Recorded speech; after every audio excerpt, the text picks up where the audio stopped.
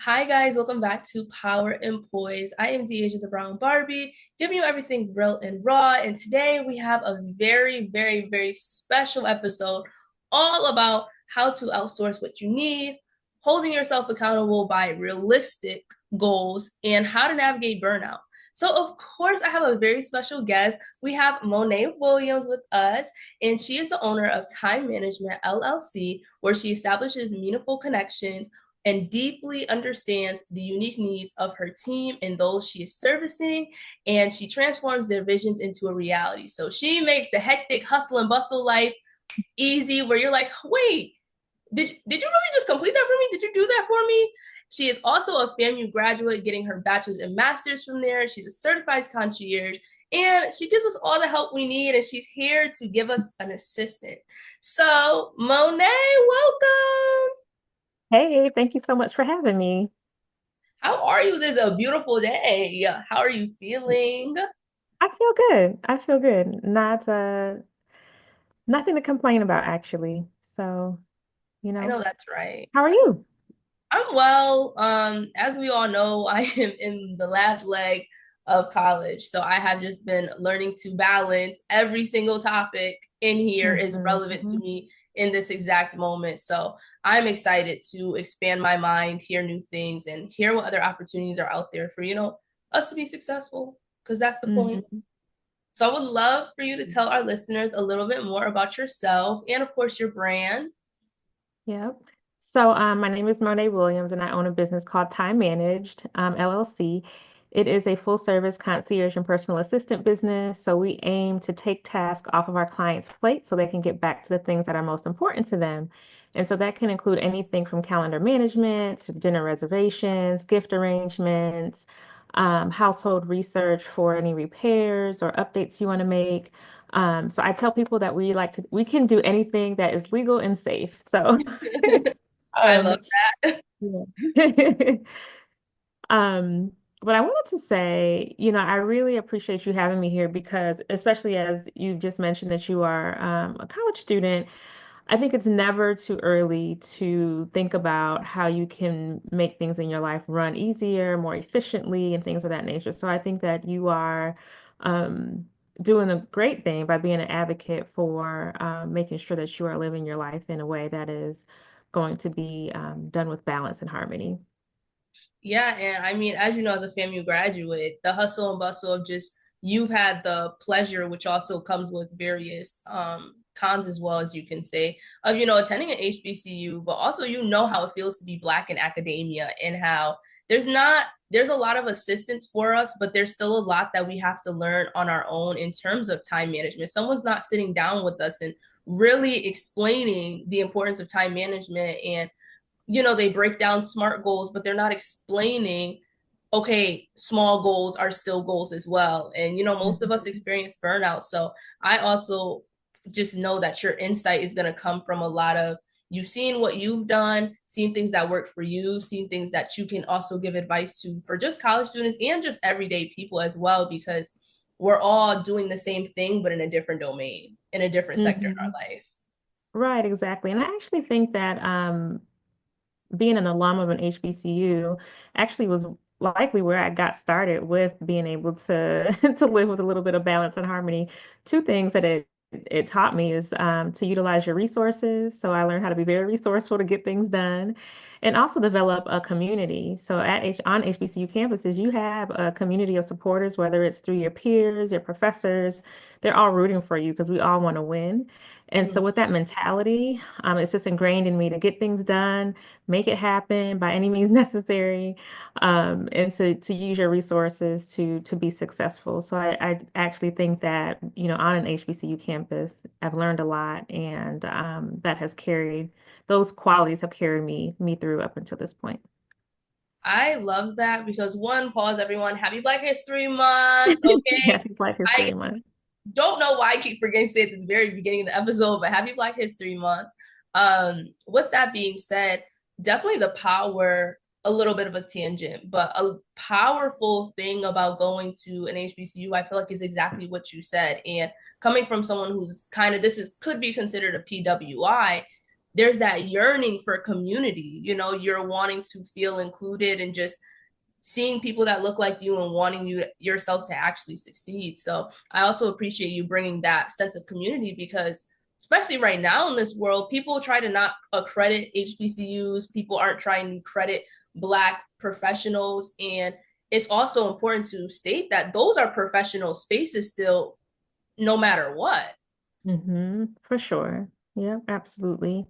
And like I alluded to before, you're taking those skills with you wherever you go. And even though your life may change. You may start dating, get married, have children, enter your career, perhaps go back and get a master's degree. But it doesn't matter what stage of life that you're in. Like the foundation of who you are and what you want to stand for and what is inherent to your personality and how you work, your work ethic, all of those things are really contributing to the success of you as an individual, regardless of what stage of life that you're in.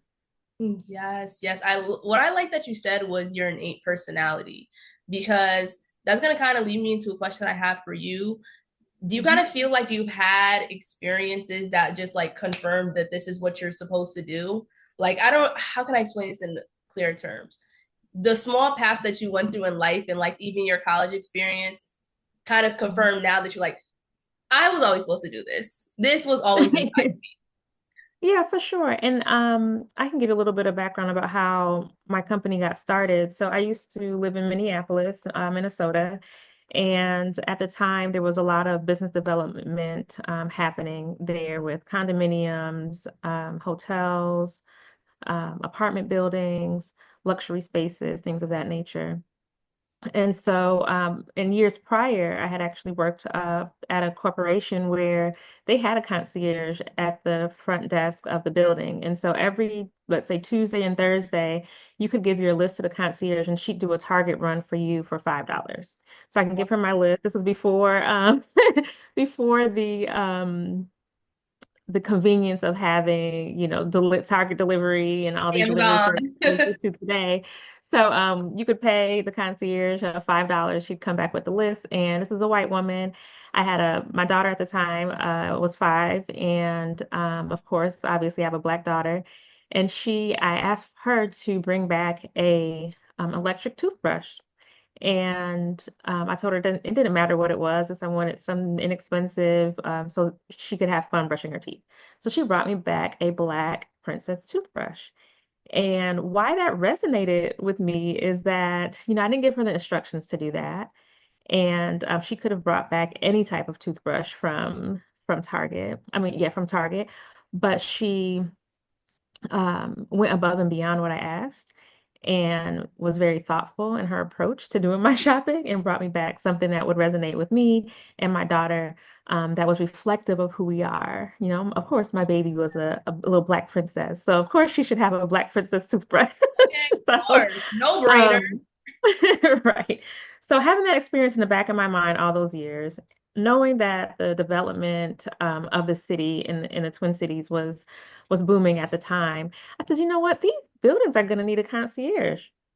The other thing to add on is that I've always been the resourceful friend. So if you need to plan travel, if you need to find something, I'm your girl. And so all these things came together and I had this idea of a concierge service. So early on, I really wanted to be the concierge in these corporate spaces, in condominiums, in high-end apartment buildings. It didn't work out that way. I quickly found out that um, the the people who needed me the most were private clients. And so for the past 10 years, I've really focused my attention on private clients and small businesses to help them take care of their tasks and get things done.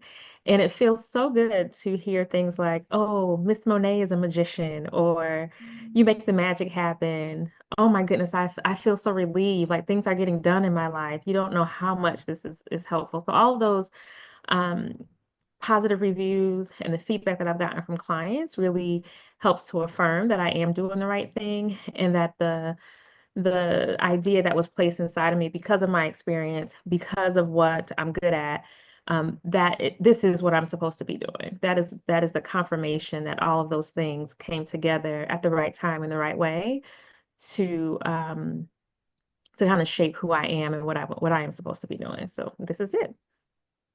So inspirational. I think we all experience those tiny moments in our life that make us go, hmm, let, let me really think about this. Is this something Mhm. that I would want? And my favorite thing I like to say in retrospect is always seeing afterwards, be like, this is why this happened. Oh, this is why Mhm. this. And it just allows you, I also feel like it gives you comfort of standing in your purpose and standing in your ground. You know, you easily could have taken different directions and not trusted that feeling you had of wanting to work with small businesses and work with private companies and stayed in corporate and could have felt not fulfilled or completely went to a different route, but you knew deep Yeah. down inside what you were supposed to do. And now you're helping people and you're giving wisdom to also just help the community as well and being a leader and a role model.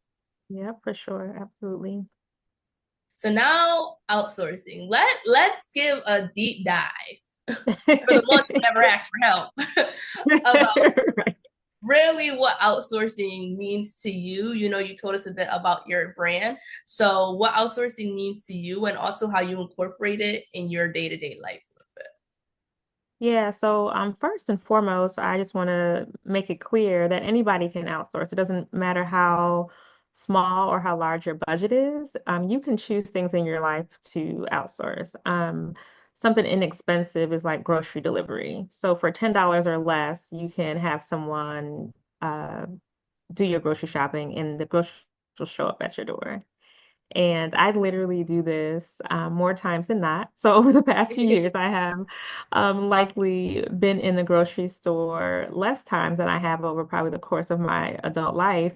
And I can sit in the bed on a Sunday morning, think about what I want to cook for dinner for the week. And within 2 hours, by the time I wake up and get dressed and start my day, my groceries are delivered. Also, if you are a person who does like to plan, I would say maybe not do it from the bed. Maybe go to your kitchen and do a inventory of what you have in the kitchen to see maybe if you already have spaghetti noodles, but you don't have any sauce. So, okay, I'll make spaghetti this week, but let me put the spaghetti sauce on the list.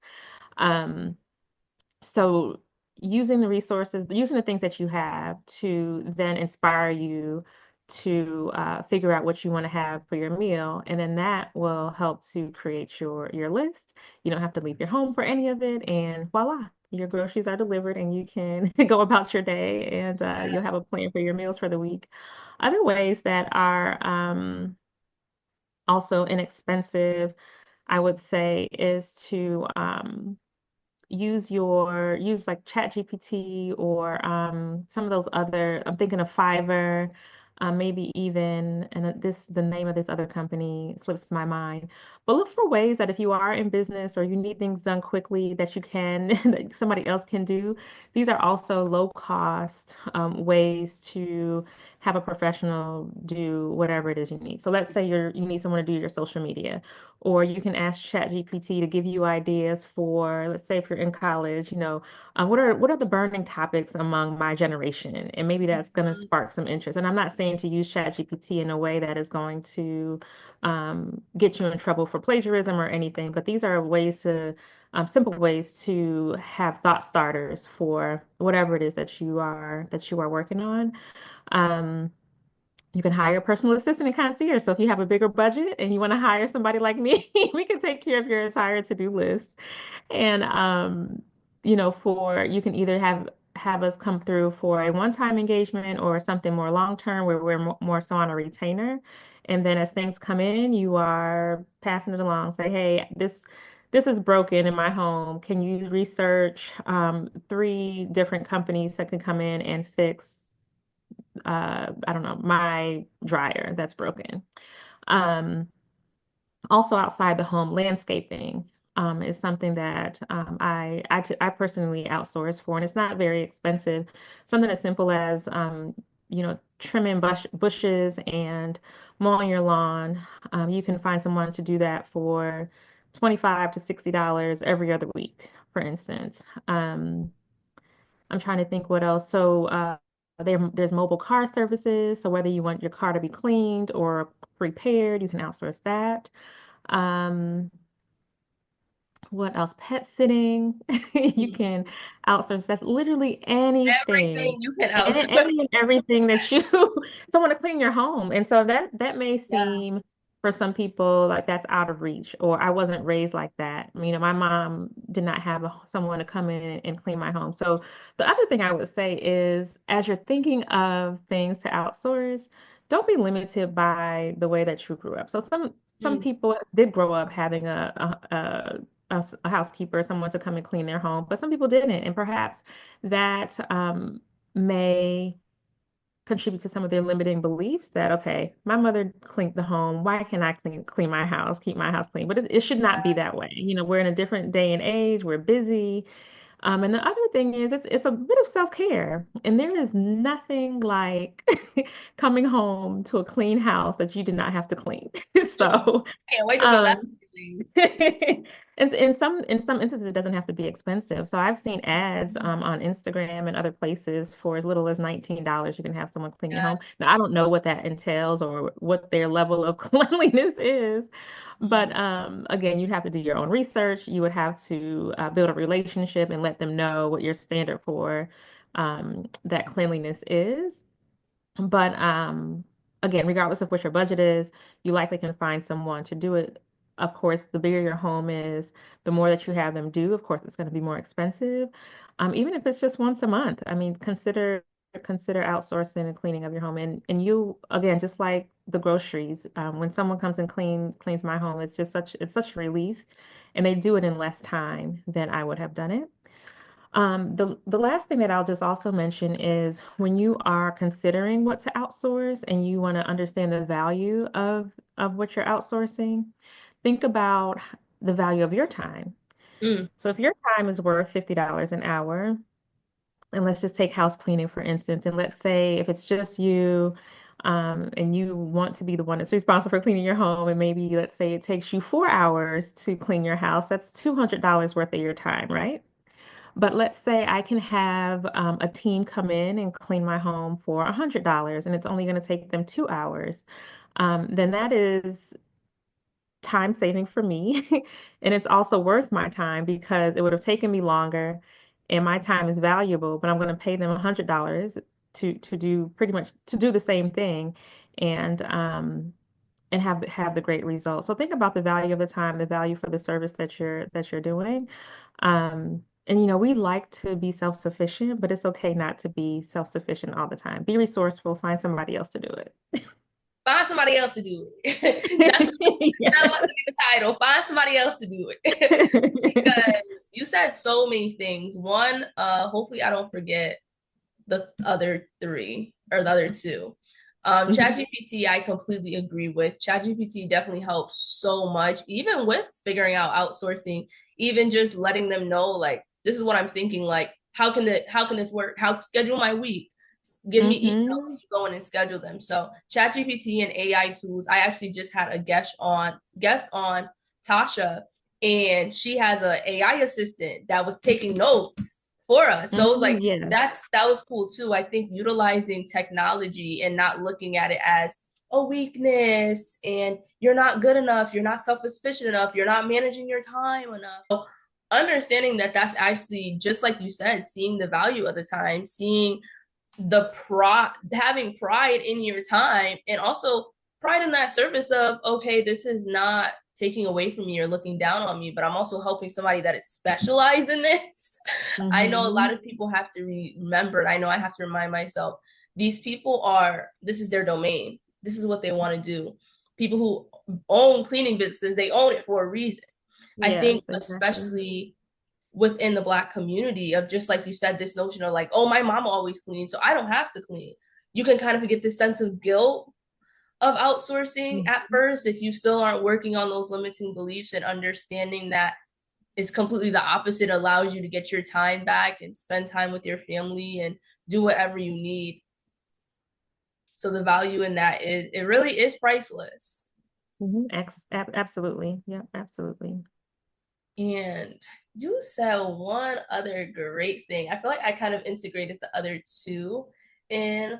But and I think also going back to what you said about knowing the value of your time. Also, when you consider the value of your time, consider the value of others' time. So like Hmm. if someone's doing a service and it's great, being generous to them, just like you said, I love that you said building that relationship and having those candid but polite conversations because then you build this relationship where you don't have to worry about it. You don't have to look at every crevice because you know the job is done, which gives you Hmm. ease. And back to that self care, you're able to just relax knowing the job is done correctly. Right. Yeah, absolutely. Definitely a lot of benefits to outsourcing for sure. I actually would say, what are your thoughts on this? Just came to my mind about people. I know I'm surrounded by this a lot right now of, oh, I don't want to assign someone else to do it because they're going to do it wrong. So, like, what would you say to people who are feeling that way? So, a lot of people feel that way, which is why they don't outsource or ask for help. And that's absolutely valid. In my business, I have assistants that I've hired who it would have been easier and faster for me to just do it, but I trusted them to do a job. And but what I've learned with that is that I have to be very specific. And so Mm, whether you're hiring an assistant to work with you or you are having someone come and clean your home, you have to let them know like this is my expectation. At the end of the day, I expect that XYZ is completed. And just make sure that you're being super clear. So it may not always be about the outcome that the other person is producing, but what was the input into that other person or that conversation so that they know what your expectations are up front instead of them thinking one thing, you're thinking another. And at the end of the day, yes. it's broken or it didn't happen the way that you had initially anticipated it. Yeah, I So completely communication. agree. And that transparency of sometimes, you just didn't instruct somebody right. Sometimes you just did not tell them exactly what your vision was. And sometimes you did, but you have to say it in a different way, say it in a different format. Um, the game of telephone is real.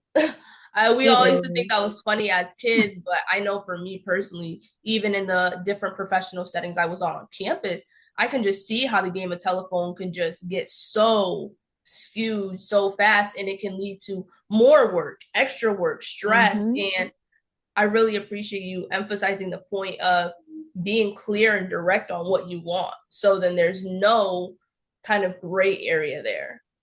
Yeah, absolutely. And it's not even about right or wrong. Our Mm-hmm. our interpretation of a particular job is based on how much we know, our own experience doing that thing, and also what our desired outcome is. And so my desired outcome may be different than what someone else's thought is of how that job should be done. So Yes. it's not even necessarily right or wrong. It's just it's communicating expectations and being very clear on those expectations. Yes, different visions will have different outcomes, but neither For outcome sure. is wrong. Hmm. So let's get into the real nitty gritty goals because everyone is in their winter arc right now. Everyone's trying to get right for the summer or get themselves together. Yeah. So setting goals can be a little difficult if you put them too high.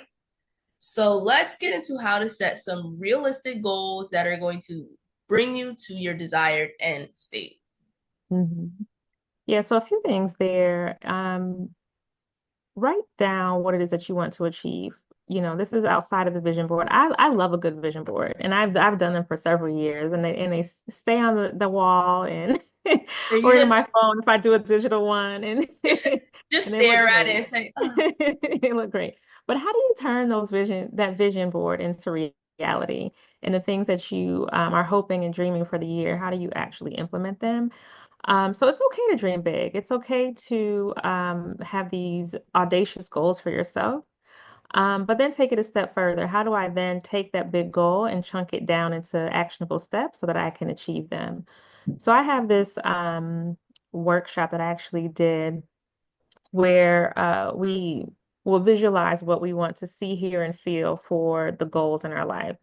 So, for instance, if I want to open a business, then I want to see the customers coming through the door.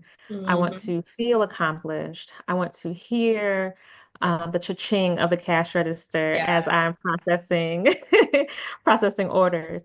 And that just helps you to be able to see what it is that you want to accomplish.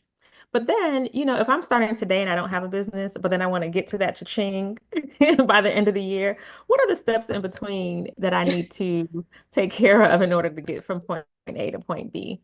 And so you need to create a business name. You need to register that business with your state department, get a EIN number for tax purposes.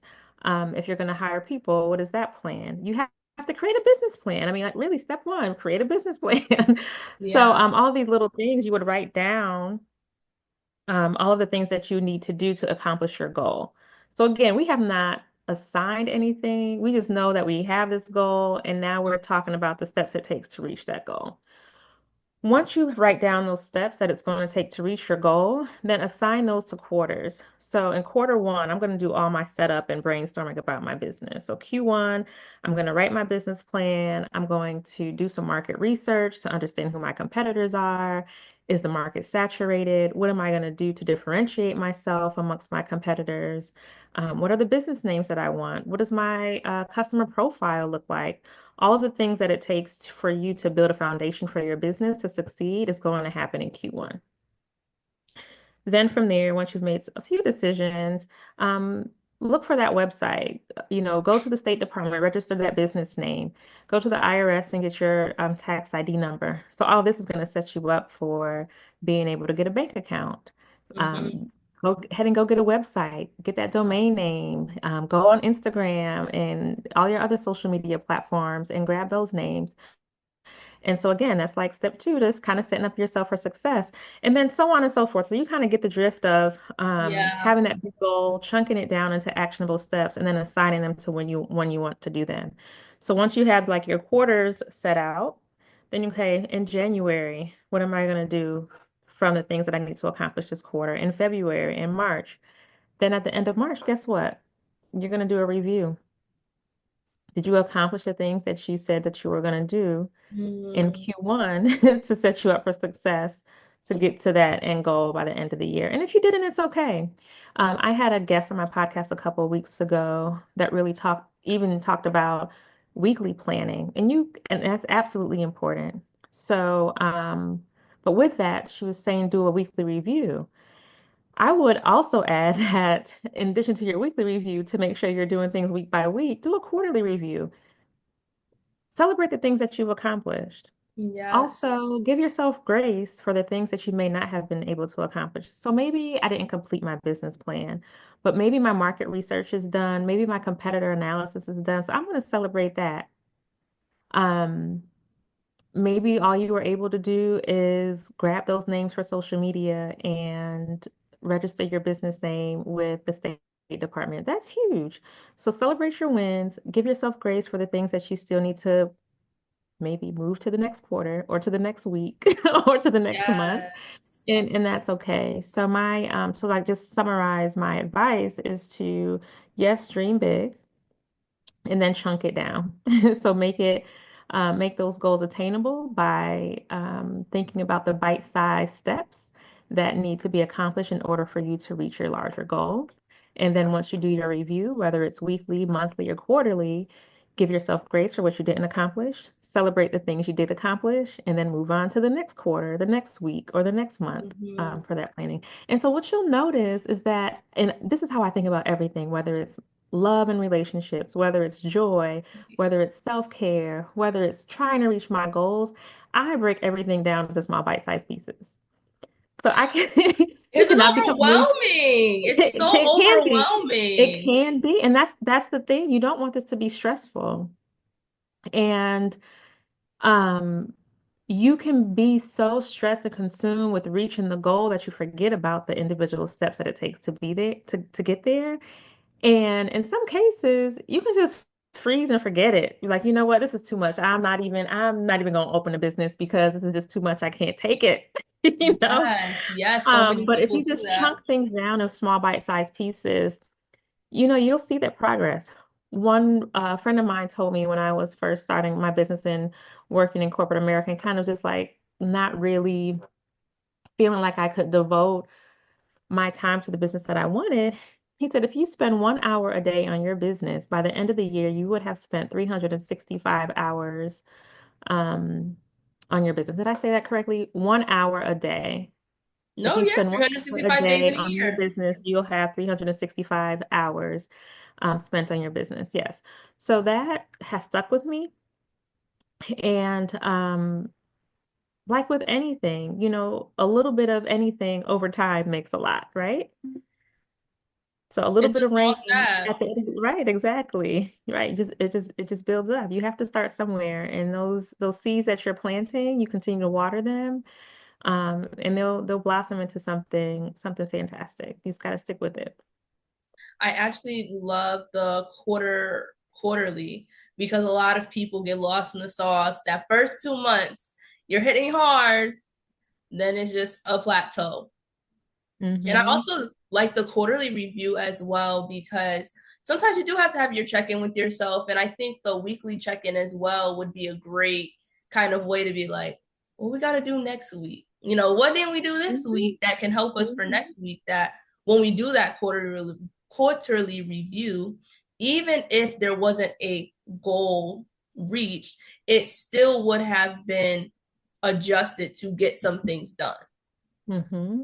And I completely agree as well of it's just the small steps, it's the little steps and celebrating the wins because when you have those big goals, definitely speaking from experience, you can just look side to side of like, oh, I didn't do this. Oh, I didn't lose 5 pounds this month. Oh, I didn't do my studying, or oh, I didn't go and file my taxes, or oh, I didn't outsource, do my research on how to outsource this person. Mm-hmm. And it can make you want to quit. It could make you want to quit. There's so many business ideas in the trash just because the process seems so daunting. Yeah, And absolutely. that's what I was going to say. Psychologically, there is a term called shaping where you do take these small pieces and that helps you form certain condition responses to certain things. So now in the scope that we're speaking about, taking those small actions actually have a positive psychological effect on your goals and you will be more likely to achieve them rather if you do everything at once. So this even goes back to studying an hour a day, 30 minutes a day, rather than cramming everything in. Just like you said with your business, taking an hour a day, it does add up. You'll be like, Yep. oh, I didn't even know I didn't realize I do that. I didn't realize I knew that. But it's like you're doing small by small by small and you are absorbing it and it is making a difference. Yeah, yep, absolutely. Absolutely. I like that psychological approach and attention to what I just talked about. Mhm. Yeah, so it's we do have shaping that's going to be more with our classical conditioning about certain responses to stimulus. However, there also is something called chunking with learning where you take small chunks of a topic Yes, and you chunk it do that away. as well. So I like to Mm-hmm. give kind of little sprinkles of that because sometimes I think a lot is said and people just are misinformed.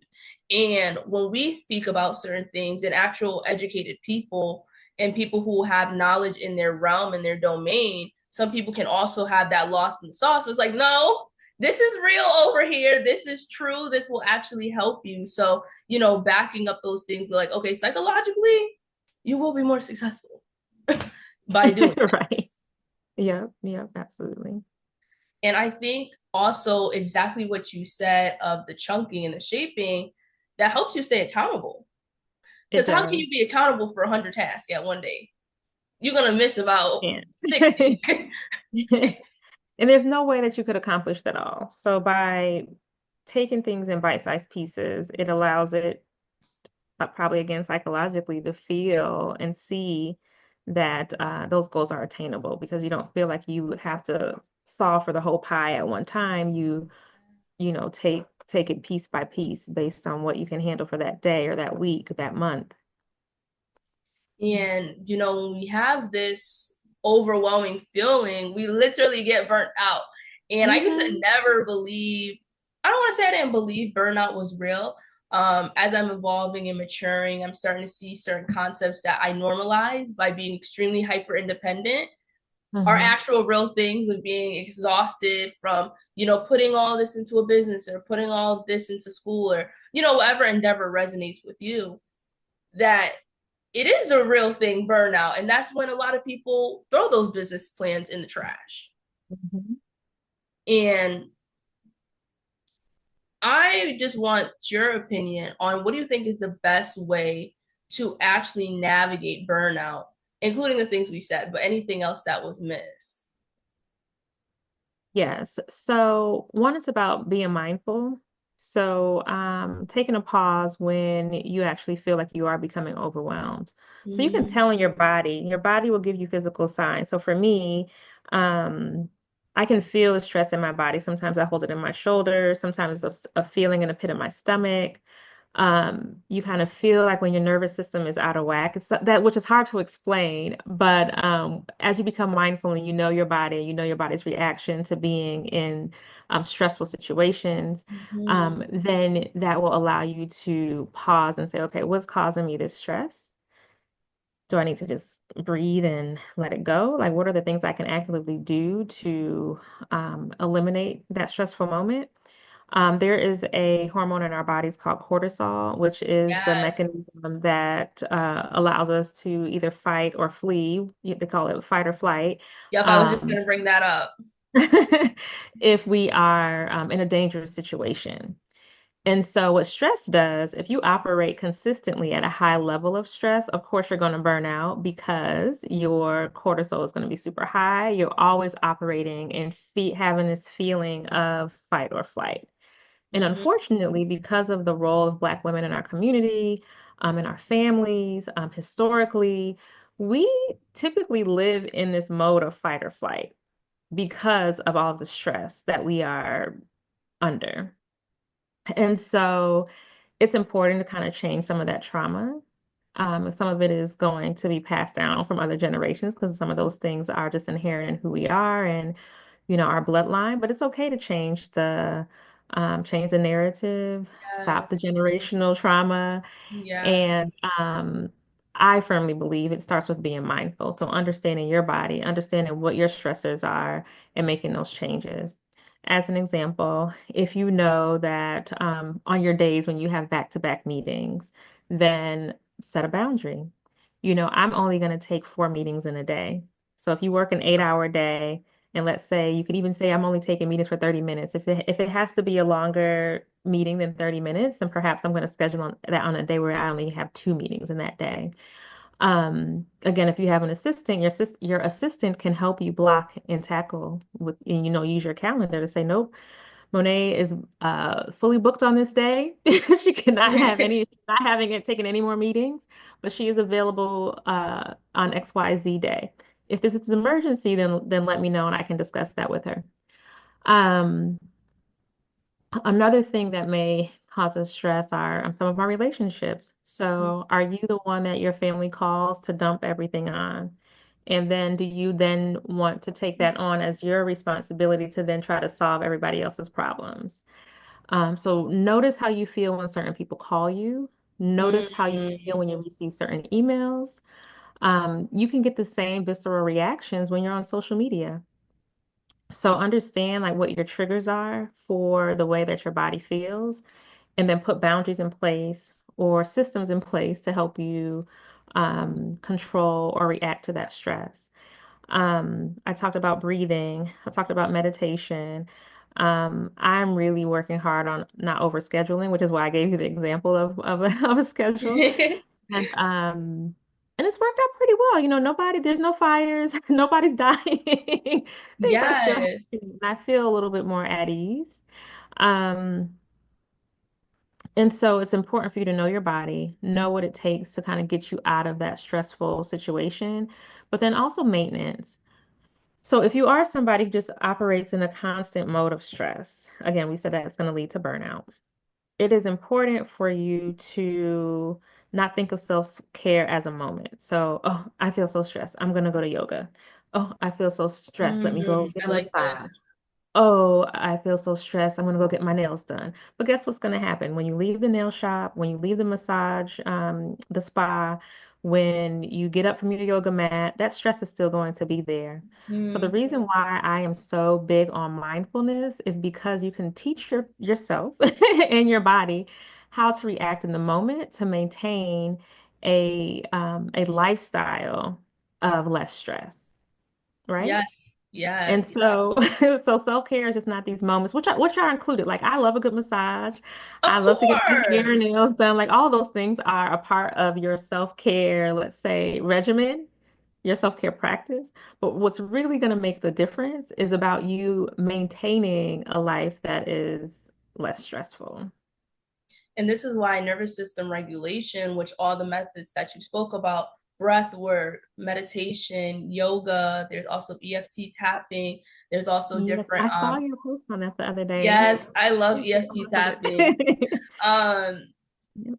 it is a thing that you have to learn to not do in the moment. Even me, I catch myself like, okay, do this when you feel happy. Because then when you Mhm. allow yourself to have peace in any scenario, you're not just always regulating yourself to peace when you're stressed, but even when you're happy, just doing those practices because you feel how your body feels. You feel how Yes. relaxed you are, and you'll be able to associate that. In my personal opinion, I mean, there are research as well that backs it up, but you're able to associate those moments when you're under stress, which then in result will be easier for you to regulate yourself and get to Hmm. that parasympathetic, which is your relaxed state, which is the opposite of fight or flight. Hmm. And that's all what nervous system regulation is about. That's all what breath work is about. All meditation, all yoga is getting your body to calm down. Hmm. But as I was saying that, it just like popped in my mind that it's not even about your physical body, it's getting your mind, it's getting you to actually calm down and take a moment to pause and Hmm. understand what's going on. Right. And then it'll become second nature. So the beauty about what you're Yes. describing is that one, if you, like I said, if you are always in a state of stress and always on edge, and you are living in a chronic stressful environment, then you need to train your body and your mind to not operate that way. And it may not Mm, happen overnight. But once you teach yourself that, okay, oops, I feel this coming on, let me pause and do a breathing exercise. Or I know that when my aunt calls me, and this is not true, so if my family ever watches this is not a true scenario. So anytime my aunt calls me, I know she wants to talk about her kids getting on her nerves and she wants me to fix it. So I can only have that conversation on Fridays, after my workday is done because I yes. don't want it to influence my workday. Then you have to tell that aunt, say, hey, Aunt Sue, please, can we talk about this on Friday? I really want to hear what you have to say, and I really want to be in the right mind space to help you, but I will not be able to do that until Friday. And you see how easy, like even just me saying that, even though it's not a real situation for me, I stood up for myself. I had the Yes. confidence to set a boundary. And whether she's mad or not, it's not my problem. I'm protecting Yes. myself and how I feel. So um, when you train your body to react to the stress, when you are confident enough and it's about confidence, but it's also about having the courage and the mind space of setting boundaries.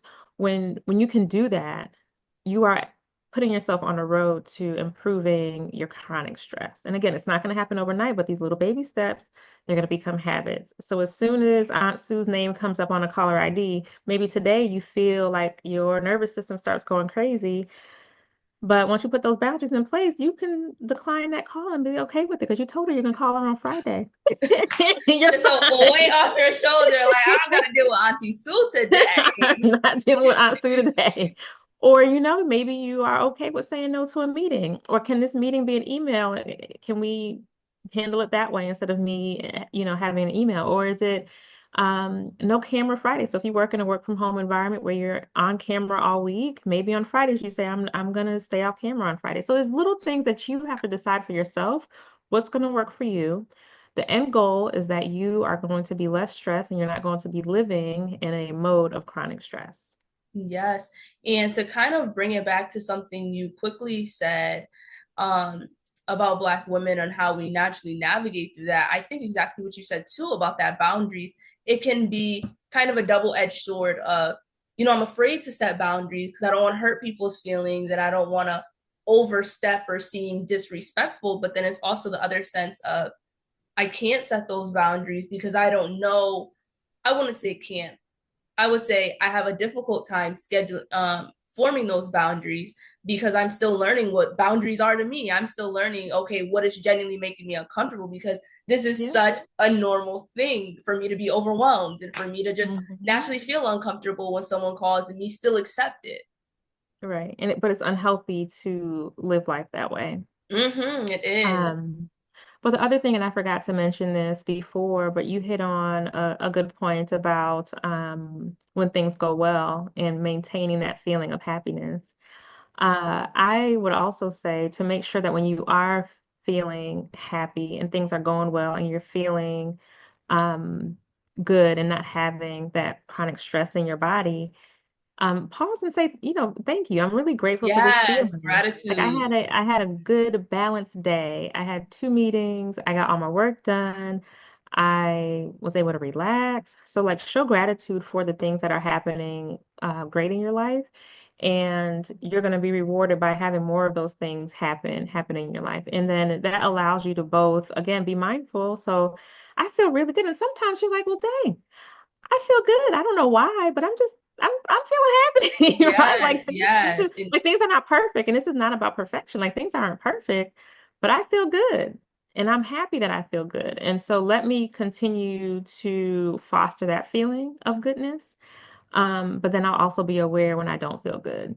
And so whether it's the positive side of or the negative side, you can be mindful about both um, and use those tools that you have to recognize both. And if it's the negative, then you have the tools to change it. But if it's the positive, you mhm. have gratitude to lean into in order to acknowledge those positive and good things that are happening in your life. And I also think it's just so important what we're both conveying because you're reprioritizing what's important. I think we get caught up in the goals. It has to look like this or have to make everyone feel comfortable, but you have to prioritize yourself. What is making you feel good? Because you can't pour from an empty glass. You can't produce your Hmm. best work if you're always stressed or under stress. And it really is a disservice, which was none of our faults for Black women and minorities to kind of have this trauma ingrained in us and have to physically ourselves work through these limiting beliefs. But it's okay to Hmm. feel good. Sometimes people just feel so guilty, like Yeah.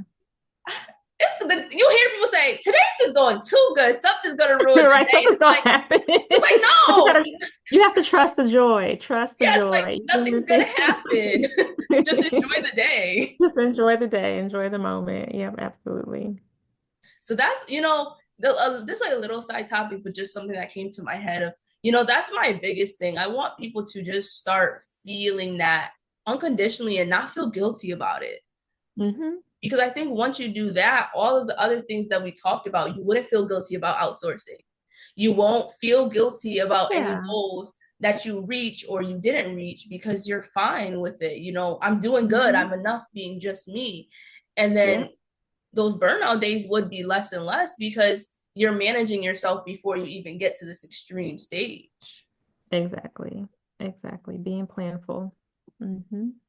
So yeah, this was a really good, powerful episode. And during Black History Month, I really, really encourage everyone to, just do some more research on, I had Aurea on the other day, and she was talking about go into your ancestors, go into what happened with your family, learn more about yourself, learn more about where you come from so you can understand how you are working, how you are managing. So, I do once again encourage everyone, especially with this conversation we just had, to, not only look into Black history, but your own ancestry and just value and appreciate who you are. Don't feel guilty Mhm. about being happy. Don't feel embarrassed about having to ask for help or outsource. Just be you and in totality and just accept yourself for who you are, because I personally think when you do that, you're able to handle all these things with ease.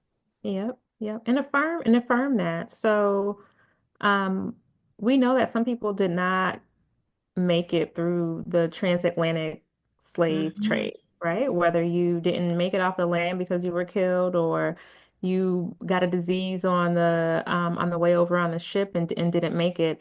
So as descendants of African slaves, then we are the strongest, the most powerful, the smartest.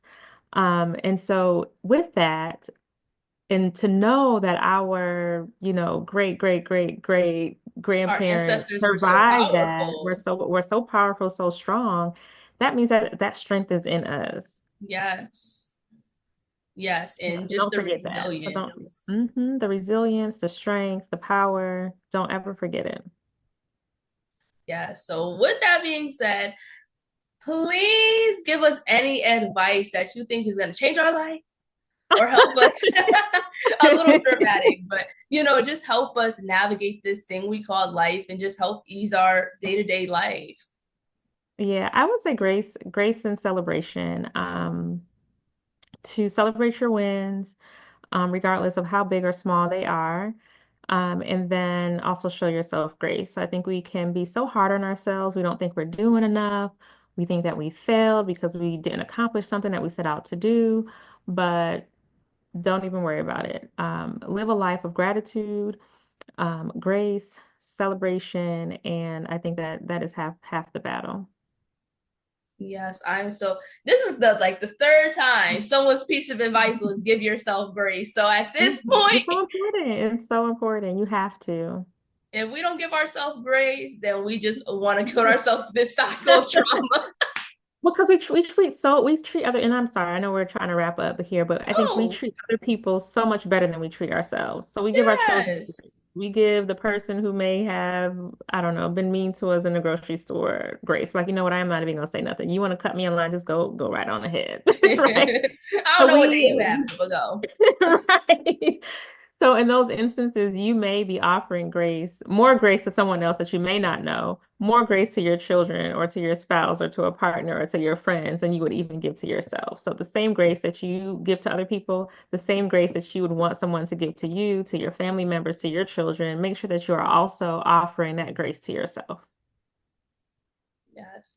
And I literally follow up with that with why? Why can everybody else get grace but not you? Why are you just this perfect Right. being that just got to do everything right all the time, but everybody else has a rhyme or reason why they did X, Y, Z? Yeah, stop it.